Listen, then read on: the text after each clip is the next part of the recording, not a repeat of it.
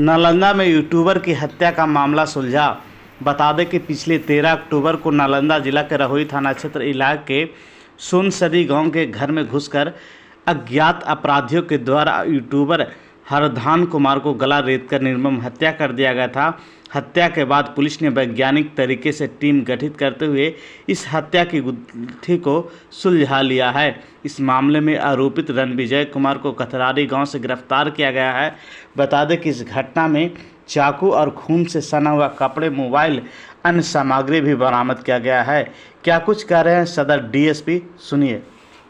दिनांक 13/14/10/2023 की रात्रि में रहोई थाना अंतर्गत सुसंदी गांव के एक 19 वर्षीय बालक जो थे हराधन, उनकी गला रेत कर निर्मम हत्या की गई थी। तत्काल घटनास्थल का निरीक्षण किया गया था एवं विधि विज्ञान प्रयोगशाला एवं डॉग स्क्वाड की टीम से भी निरीक्षण कराया गया था। हत्या इतने निर्मम तरीके से की गई थी कि बहुत ही विभत्स सीन था।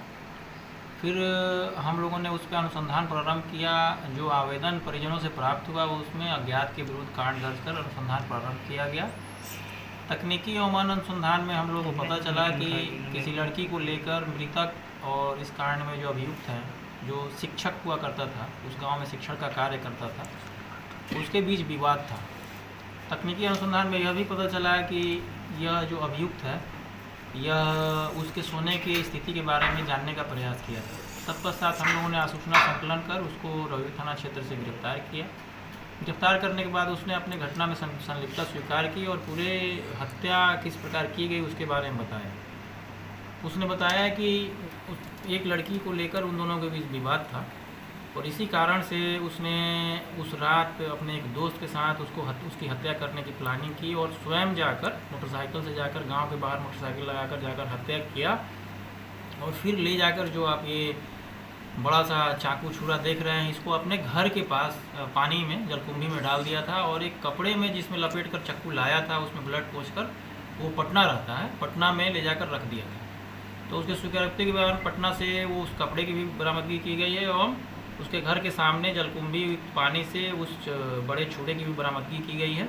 घटना पूर्णतः स्पष्ट हो चुका है और अभियुक्त की गिरफ्तारी हो चुकी है और जो भी कपड़ा और ये चाकू बरामद हुआ है उसकी जांच हम लोग विधि विज्ञान प्रयोगशाला से कराएंगे। इसने यह भी बताया है कि यह पटना में ट्यूशन पढ़ाता था लोगों को, इसलिए हम लोग की अपील रहेगी कि कोई भी आप शिक्षण कार्य किसी से लेते हैं तो उसकी पहचान और उसका पूर्वा चरित्र जरूर स्थापित कर लें ताकि कोई भी आदमी अप्रिय घटना से बच सके। प्रेम प्रसंग का भी मामला है क्या? जी, उस लड़की से इसका प्रेम प्रसंग था और मृतक भी उससे बातचीत करता था। इसका आरोप है कि मृतक उससे अवैध संबंध बनाता था, जिस कारण इसको बहुत गुस्सा आया और उसको रास्ते से हटाने का। दोनों में क्या दोस्ती थी पहले से? नहीं, अभियुक्त जो है रणविजय, ये उस गांव में शिक्षक मतलब ट्यूशन पढ़ाता था और हराधन उसका शिष्य रहा करता था। बट एक लड़की को लेकर दोनों के बीच ये विवाद हुआ था, जिसके बाद अभियुक्त को यह बताया गया या अभियुक्त को लड़की ने बताया कि उसके साथ हराधन जो है वो अवैध संबंध बनाता है, जिसके बाद उसने मृतक को रास्ते से हटाने का प्लान किया था और उसने